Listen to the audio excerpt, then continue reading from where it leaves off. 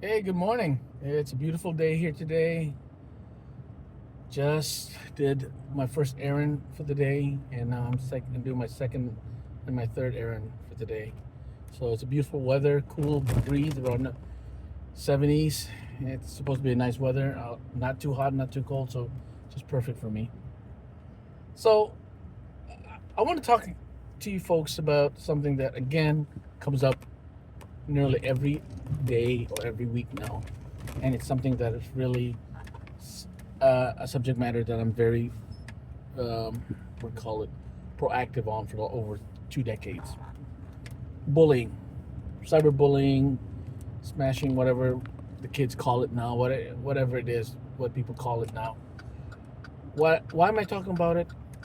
A few weeks ago, a newscast cited the death of a prominent, or I don't know if it, I've never seen her in TikTok, or who's in TikTok and also in um, Instagram influencer. But what really came up to this wasn't about the person themselves as much as the battle she was having with her mental health, and also with the critique of people. Now, for over 30 years, like everyone else, I've been battling my own demons or anything like that. And it's not about the demons itself. It's just how you also are able to come out and ask for help. Asking for help doesn't make you a weakling. Asking for help and seeking help gives you strength. That's the first thing I want to say. What really was saddened by this occurrence is that people, for over a decade, the growth of social media, the growth of anonymous uh, posting, has become a way to voice people's concern and, in many essence, secure their identity. The problem with that is that it's a double-edged sword. Today, I see too many people willing to bully others, thinking they have the background, the knowledge, and the duty to, in effect, critique people without knowing the basis or assessment of the situation. Now, there are good people out there, and we all have pros and cons in our situation. People might assume, okay, this guy's bad, blah blah blah, and call the police. I've seen where social media influencers got SWAT because they said something somebody didn't like it. These people send police to that place because of certain things. It has gotten worse, and it's something I was reading an article on. I was talking to another friend of mine who was um, doing a research on within his um, field, and we were talking about it because I was asking to him about how is the venue in the last 5 6 years gotten worse, and he said the biggest problem is that being anonymous has become a functional dilemma for law enforcement and even for mental health advocates. And I agree.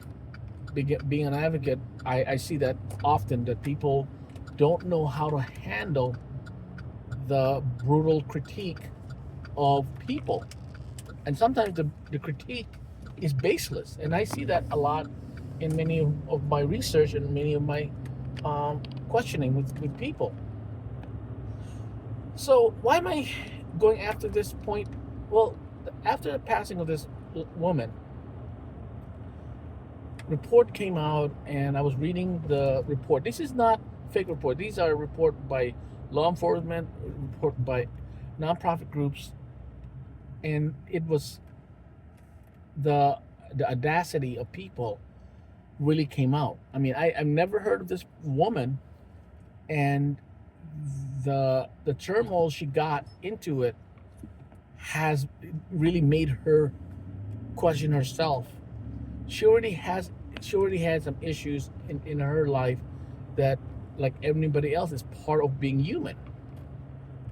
But what really was sad for me personally, this is my opinion, is that we have become so functionally connected to the internet and social media that people think and feel that whatever is said in the social media platform is something we have to keep going back. One of the things that experts have said, and it's something I've said a lot to a lot of people, is that you don't need that social media platform to be an influencer or do this or that. You want to do great for your for the society. You want to do great for yourself or whoever you you want to reach out. You can do it the old-fashioned way by going online and just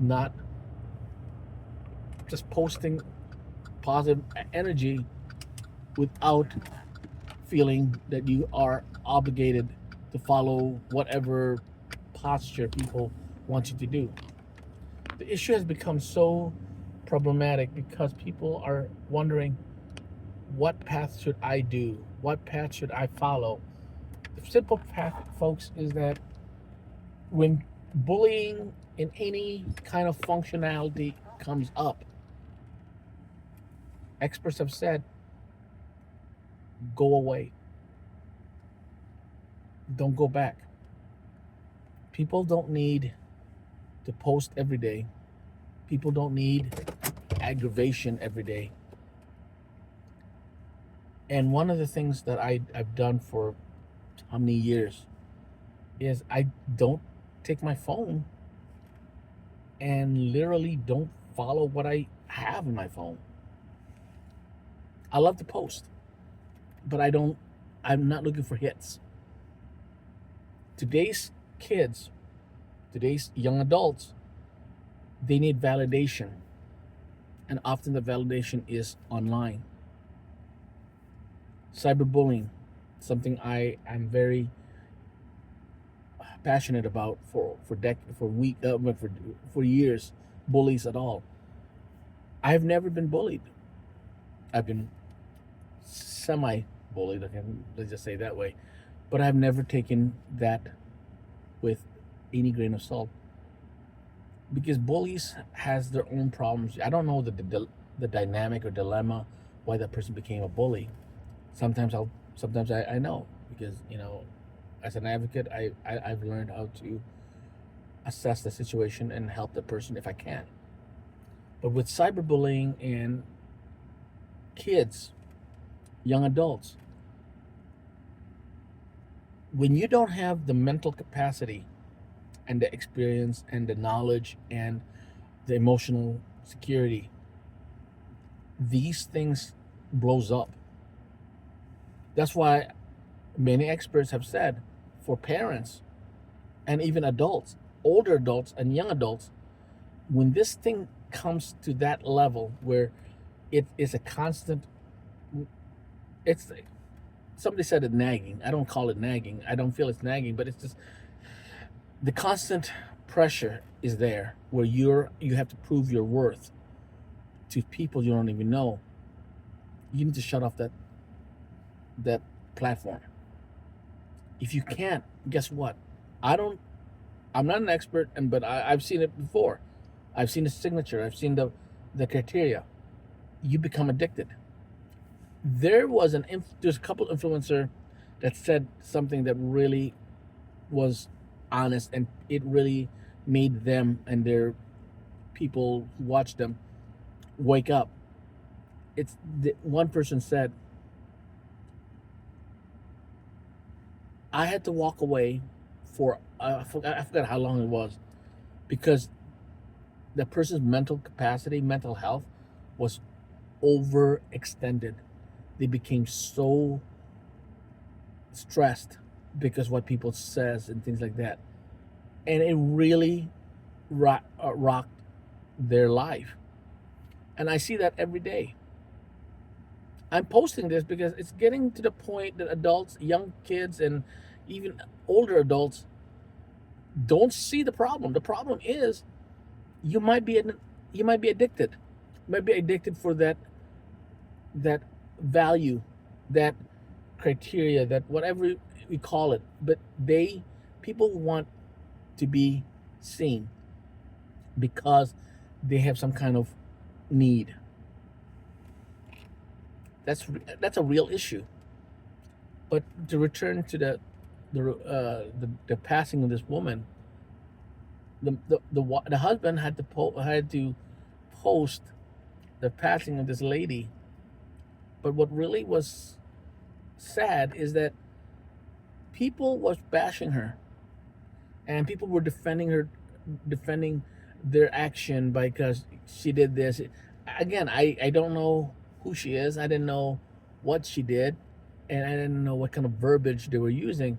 But when you start reading the report, and this is not somebody else's secondhand or third hand reporting. When I start researching this and I read the report based on a lot of real verified information, she was bullied.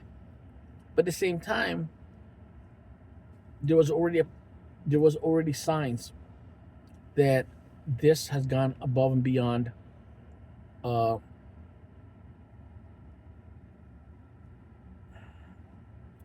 emotional harm, because there was a lot of clips throughout the time, her interaction with the people that she was talking to in her posting. When I saw that and read some of the comments,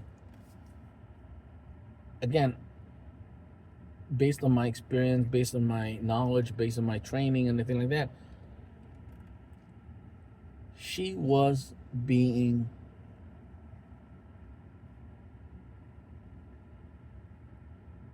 hit because of her actions, her decisions, her whatever.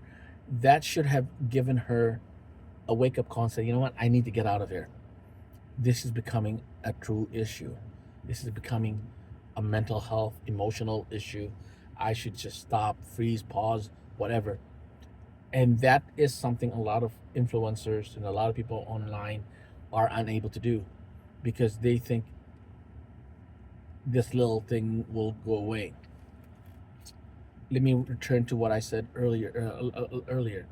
You have to have the foundation to know what to expect, know when to get out of that environment, seek the help you need, and just stop, delete, pause, whatever you want to do.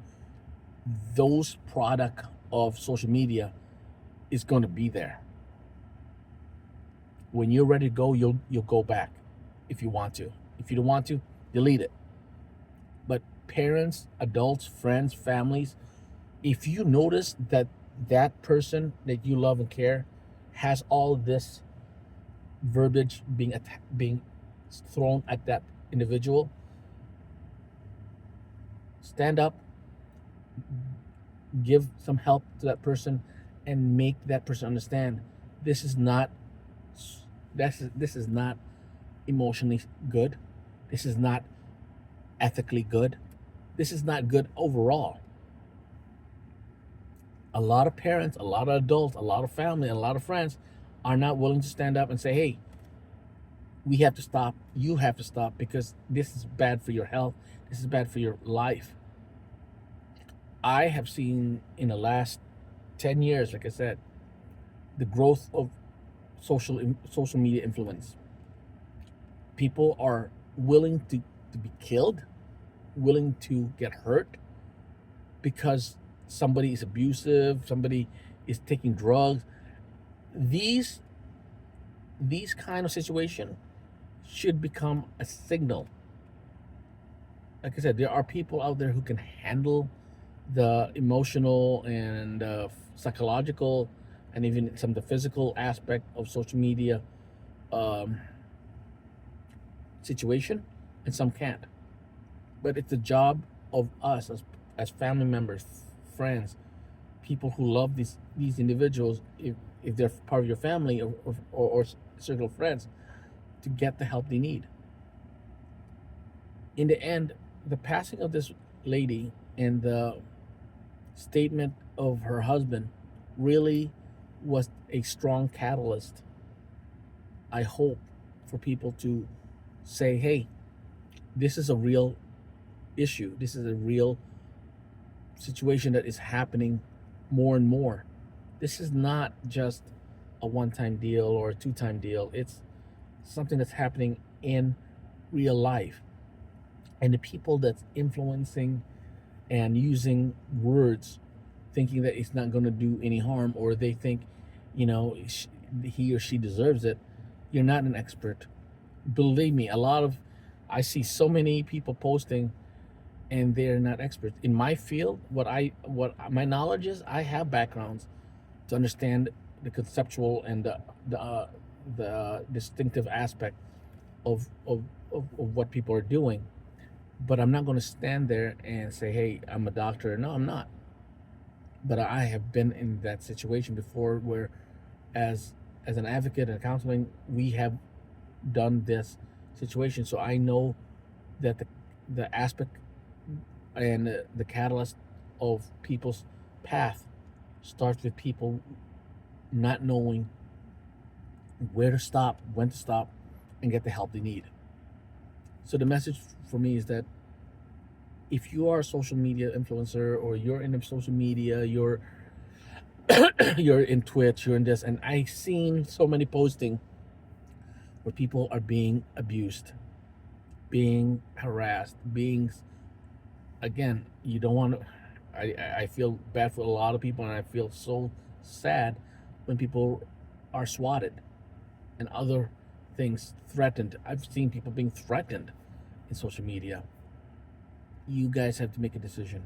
Stop, get the help you need, and if you have to call police, call the police. Your health, the health of your loved ones, the health of the people that's in your life, you got to understand. Some people, and it's sad to say it, some people who need that gratification, that feeling that they're worth it. You don't need it from social media. If you're not getting it from real people in your life, seek some help. Please seek some help. My prayers to the families of everybody that's abused, that's harassed online. Being anonymous has its perks, for pros and cons, but sometimes we need to work together to better life of each other. And please, if you need help, seek for help. If you know somebody who needs help, stand up and do something to make that life better for that individual.